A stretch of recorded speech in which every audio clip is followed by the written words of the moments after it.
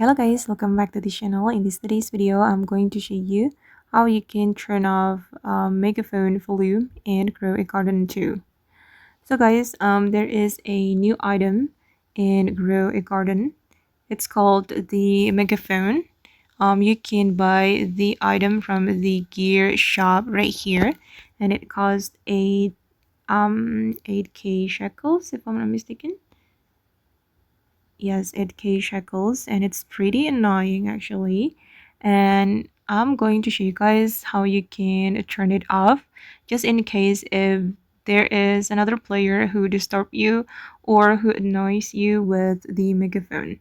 So you're going to go to the settings and you're going to turn off the megaphone volume.